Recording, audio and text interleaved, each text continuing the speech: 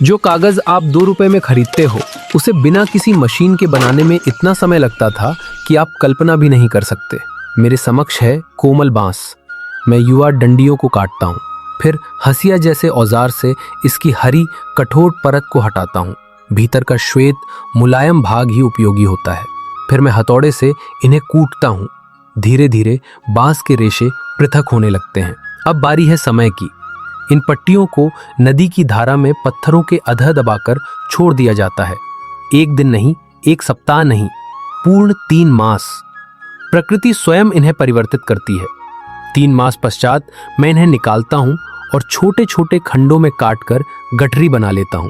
तत्पश्चात इस गठरी को चूने के घोल में डाल देता हूं। फिर से प्रतीक्षा। 1, 2, 3 मास।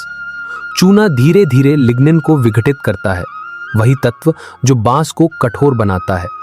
अब बांस पूर्ववत नहीं रहा। मैं इसे बड़े पत्थर के भाप युक्त पात्र में डालता हूं। नीचे लकड़ी की अग्नि प्रज्वलित रहती है और 7 दिन 7 रात्रि भाप इसे पूर्णतः कोमल कर देती है। अब इसे प्रवाहित जल में रख दिया जाता है, पूर्ण 1 मास, जिससे प्रत्येक अशुद्धि बाहर निकल जाए। 1 मास पश्चात मैं इसे पत्थर के खल में डालता हूं और भारी मूसल से कूटना आरंभ करता हूं, पुनः पुनः, निरंतर, जब तक यह कोमल गूदे में परिवर्तित न हो जाए। तत्पश्चात इसमें जल डालकर पैरों से भी मर्दन करता हूं। इसके उपरांत इस लुगदी को वस्त्र में बांधकर नदी के स्वच्छ जल में घुमाता हूं। अंतिम शेष अशुद्धियां भी बह जाती हैं। अब यह पूर्णतः शुद्ध है। मैं इसे जल से भरे विशाल पात्र में मिलाता हूं। तत्पश्चात इसमें डालता हूं एक हरित गाढ़ा द्रव, प्राकृतिक गोंद, जो रेशों को तैरने में सहायता करता है।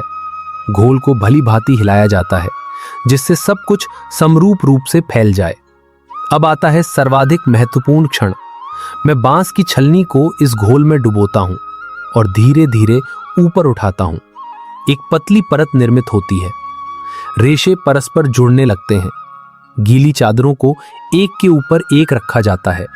तत्पश्चात एक भारी लकड़ी के लीवर से दबाया जाता है। जल निकल जाता है और चादरें तैयार होती हैं। अब इन्हें पृथक कर गर्म लकड़ी के पट्ट पर चिपकाता हूं। धूप में सुखाया जाता है।